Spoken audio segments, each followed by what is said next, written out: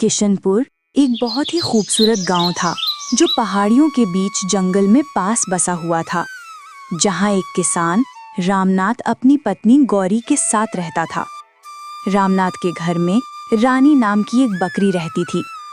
उसके 2 बच्चे थे, टिंकू और गोलू। वो हमेशा अपने बच्चों की चिंता करती रहती थी, क्योंकि गांव के किनारे ही एक घना जंगल था जहां शेर और सियार रहते थे।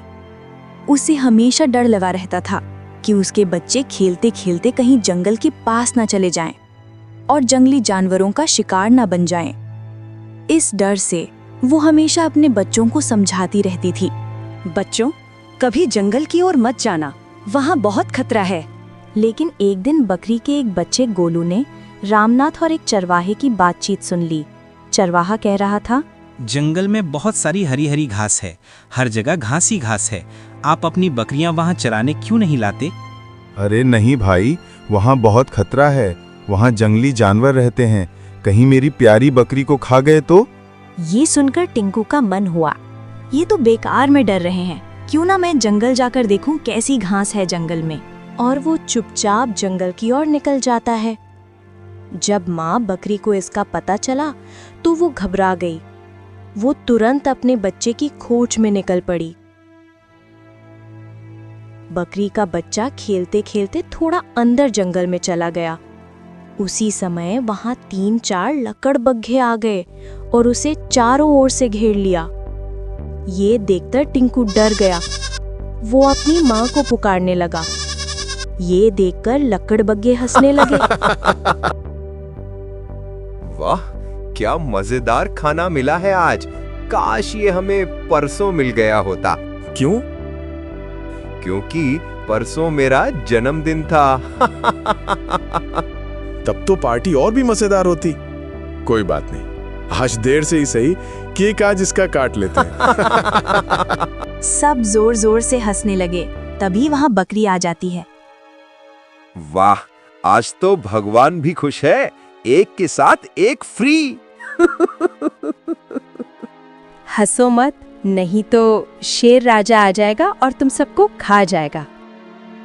क्यों, शेर ने तुम्हें यहाँ टहलने के लिए अकेला छोड़ा है क्या? नहीं, शेर राजा ने मुझसे कहा था कि अपने बच्चे के साथ यही रुको जब तक वो खुद ना आ जाए, और अगर तुमने मुझे या मेरे बच्चे को कुछ किया तो शेर राजा तुम सबको छोड़ेगा नहीं। शेर राजा को कैसे पता चलेगा कि हमने तुम्हें खा लिया? क्या तुम सोचते हो कि शेर राजा मूर्ख है? वो जंगल का राजा है। देखो उस लोमड़ी को, वही हम पर नजर रख रही है। उसे शेर ने यहाँ निगरानी के लिए छोड़ा है। अगर तुम चाहो तो अभी हमें खा लो, लेकिन फिर राजा से बच नहीं पाओगे। ये सुनकर लकड़बग्घे डर गए। वे आपस में कहने लगे, अगर लोमड़ी ने राजा को बता दिया तो हमारी खैर नहीं। राजा के साथ विश्वासघात करना ठीक नहीं। चलो अपनी जान बचाते हैं। ऐसा कहकर वे वहां से भाग गए। बकरी ने अपने बच्चे को साथ लिया और गांव की ओर भागी। थोड़ी दूर ही पहुंचेगी कि अचानक शेर राजा सामने आ गया। शेर गरजा। यह देखकर बच्चा डर गया। माँ बकरी ने हिम्मत जुटाई और बोली, रुको शेर राजा, नहीं तो शेरनी नाराज हो जाएगी। शेरनी? कहाँ है शेरनी?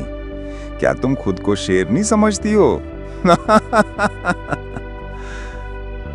नहीं, मैं तुम्हारी शेरनी की बात कर रही हूँ। क्या तुम्हें लगता है मैं अपने बच्चे के साथ यहाँ पिकनिक मनाने आई हूँ? नहीं, मुझे शेरनी ने पकड़ा था और उसने कहा था कि मैं यहाँ रुकूं जब तक वो लौटकर ना आए। मैं कैसे मान लूं? मत मानो, पर बाद में जब शेरनी नाराज होगी तो मुझ पर दोष मत लगाना। वो किटी पार्टी के लिए अपनी सखी सहेलियों को न्योता देने गई है। अगर भरोसा नहीं तो उस चिड़िया से पूछो। शेरनी ने उसे मेरी निगरानी के लिए यहाँ छोड़ा है। वो नहीं जाएगा चाहे कुछ भी हो। शेर ने चिड़िया को डराने के लिए दहाड़ा। चिड़िया थोड़ी हिली पर उड़ी नहीं। यह देखकर बकरी बोली, देखा, वो शेरनी के आदेश का पालन कर रही है। तुम सही कह रही हो, वो सच में तुम्हें देख रही है।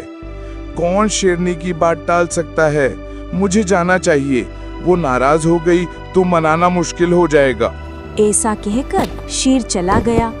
शेर के जाते ही बकरी अपने बच्चे को लेकर गांव की ओर भागी।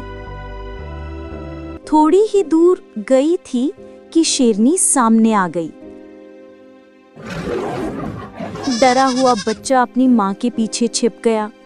वाह, आज शेर राजा बहुत खुश होगा तुम्हारे नर्म मांस से। मैं तुम्हारे आपसी प्रेम से बहुत प्रभावित हूँ। दोनों एक दूसरे के लिए कुछ भी करने को तैयार हो। क्या मतलब? हर बार तुम शेर के लिए शिकार करती हो, आज शेर ने तुम्हारे लिए शिकार किया है। तो उसने खुद तुम्हें क्यों नहीं मारा? क्योंकि वो मुझे तुम्हारे लिए फ्रेश डिनर के रूप में रखना चाहता था। सच में? वो मेरे लिए ऐसा सोच रहा है? हाँ, बस तुम गुफा में जाओ, शेर आएगा और हमें ले जाएगा। पर अगर मैं गई और तुम भाग गई तो? मैं नहीं भागूंगी। शेर ने खरगोश को मेरी निगरानी के लिए छोड़ा है। मैं जहाँ भी जाऊं वो मेरा पीछा करता है। अगर तुम चाहो तो उससे पूछ लो। सही कहा ना मिस्टर खरगोश? खरगोश ने अपनी जगह से थोड़ा हिलकर आवाज दी। ठीक है, मैं अभी जाकर शेर को बुलाती हूँ। ये कहकर शेरनी वहां से चली गई। जैसे ही वह गई, बकरी अपने बच्चे को लेकर तेजी से गांव की ओर भागी। बिना रुके वह किसान के घर पहुंची। घर पहुंचते ही सब खुशी से झूम उठे। माँ, आप जंगल चली गई थी, हमें बहुत डर लग रहा था। क्या हुआ था वहाँ? बच्चा बोला। माँ ने मुझे शेर राजा, शेरनी और लकड़बग्घों से बचाया। कैसे माँ? आपने उनसे कैसे लड़ाई की? बकरी बोली। बच्चों, सिर्फ ताकत ही नहीं, अक्ल और धैर्य भी जरूरी होते हैं। हमेशा याद रखना, मुसीबतों से डरना नहीं चाहिए, बल्कि समझदारी और धैर्य से काम लेकर हर मुश्किल को पार करना चाहिए। यही जीवन में सबसे बड़ी सीख है। इस तरह बकरी रानी ने अपने बेटे टिंकू को जंगल के खतरनाक जानवरों से बचा लिया और सब खुशी खुशी रहने लगे।